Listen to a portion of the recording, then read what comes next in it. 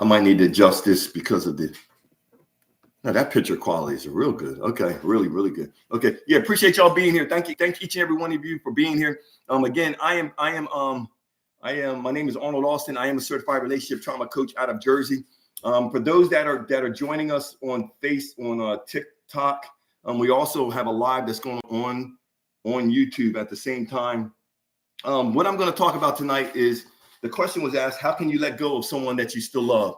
And I'm kind of paraphrasing it. It was asked in a little bit different way, but the question is still an important question nonetheless.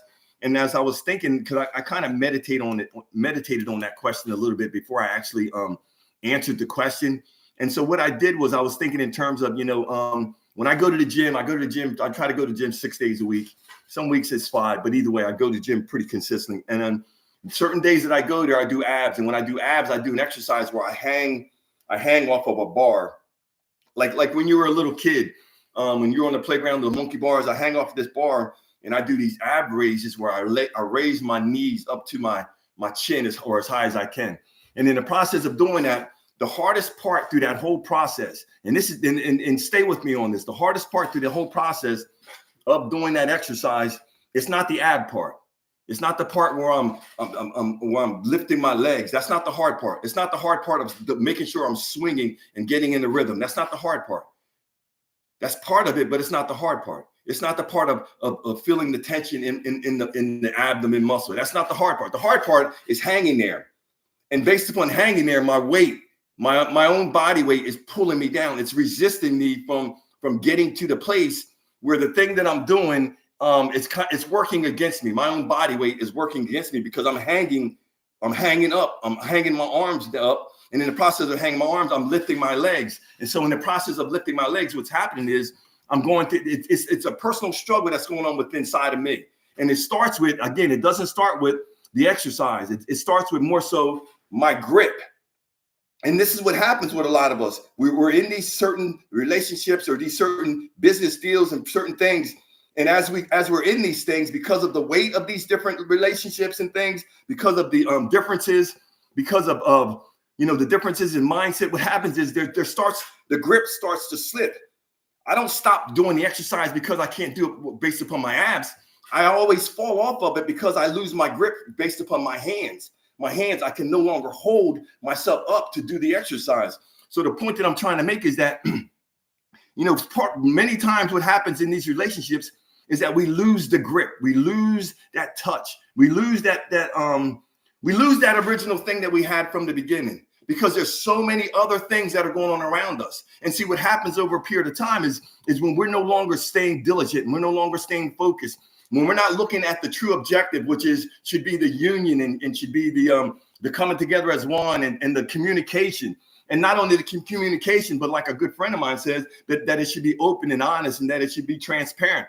Because your communication is more than just saying some words or just thinking something or having a mindset about something, but it's actually taking the time to understand what are the things that need to take place to keep this thing going. Because as you stay in something and the longer you're with it, a lot of times what's going to happen is you're going to start developing this mindset of taking things for granted, where it doesn't matter what people do. It's not really looked at as it's something that I should be grateful for or that I should be thankful for. But it's expected that the person is going to do what you think that they should do. But the whole time you got to understand is that we're losing our grip.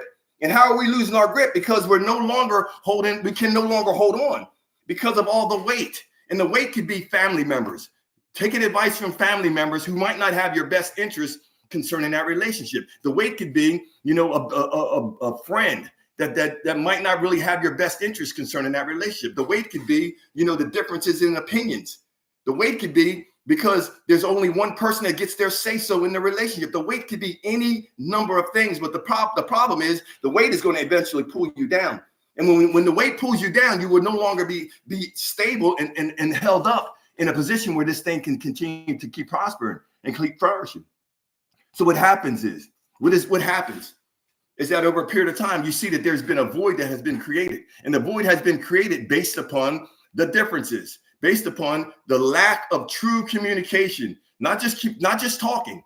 Because if you go back and you look at when you knew that something should go or when something had run its course, the communication was no longer at the point where it needed to be where there was anything that was of any substance that was taking place where you could get anything out of it. It was just basically, pleasantries and to-do lists. That's all it was. There were no actual conversations where you're actually getting with your person and actually having true conversations, and you actually want to hear what they have to say and they want to hear what you have to say. You know when a relationship is on its last leg is because if that person goes out of town, they're out of town. And in the process of them being out of town, you're trying to find ways where you can go to sleep before they call you.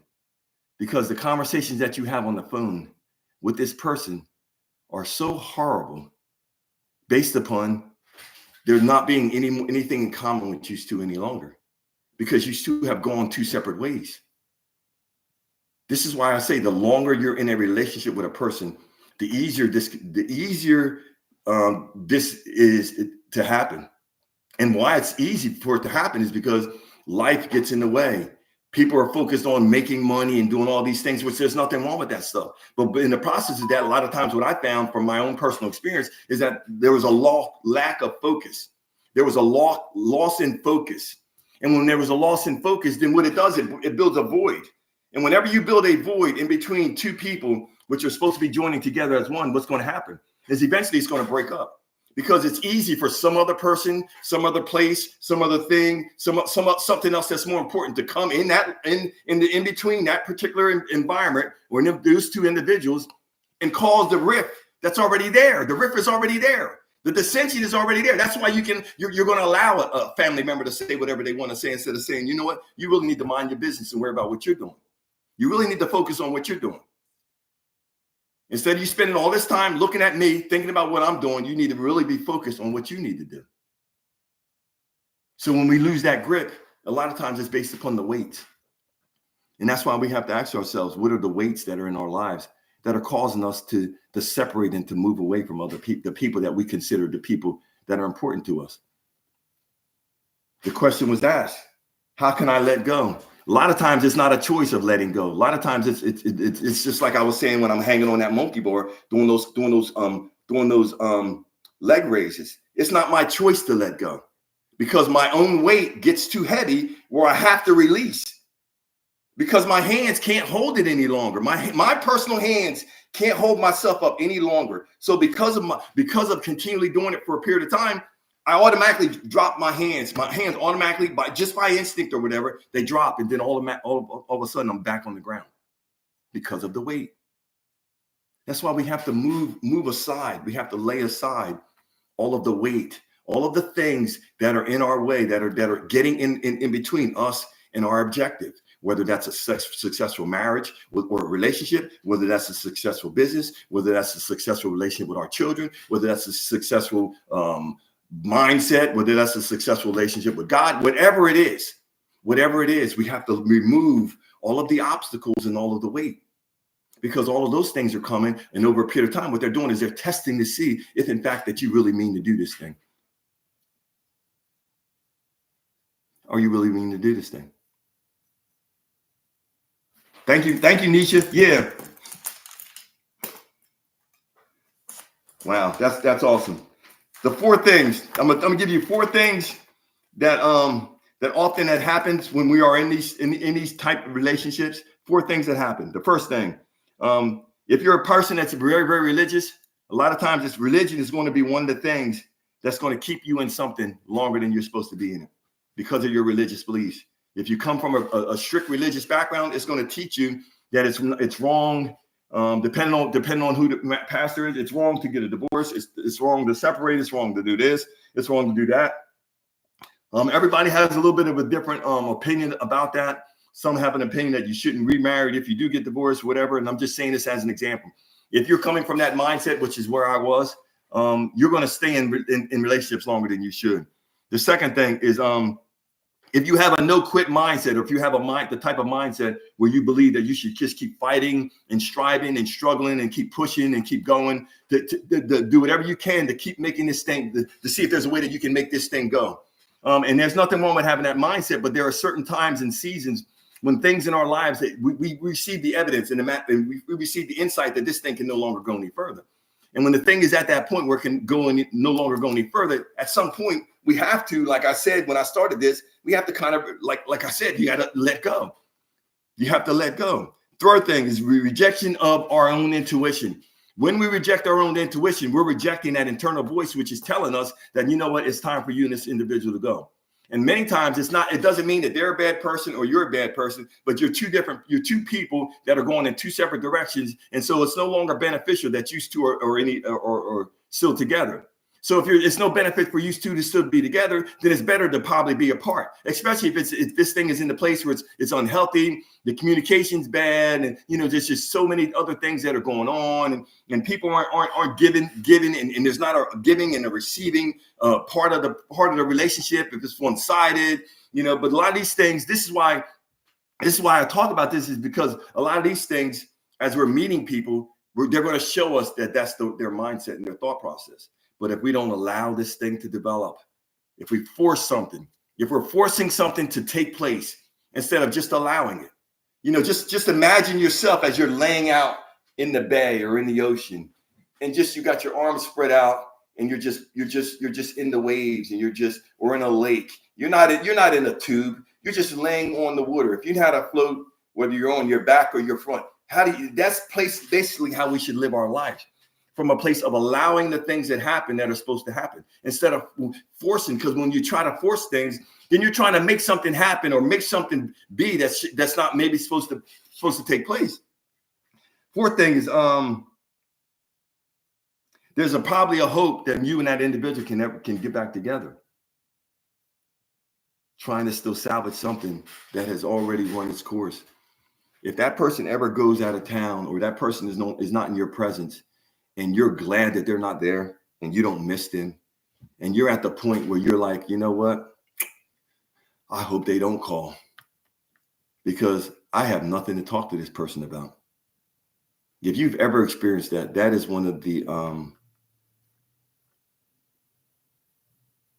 that's a sad reality. To know that you've been with a person for a number of years, and you've gotten to the point where you two can't even really have a conversation, because you've gone so far in opposite directions. And a lot of times people stay together because of kids, because of religion, because of this, because of that, because of family, because of what people think, all these different things. And they're with each other physically. But it's like that song. Somebody wrote that song, your mind is here with me, or your body's here with me, but your mind is where? On the other side of town. And not that it's anything along that line, but I'm saying it's still the same thing, because before someone leaves, whether it's a male or a female, but they say generally it's women, before someone leaves, emotionally and mentally, they've already left before their body walks out that door. But all of this is part of a process of accepting these things. Yes, the OJs, accepting these things that we can't change. And the thing is, that's like I Am Stephanie. Unfortunately, there are people that grow apart.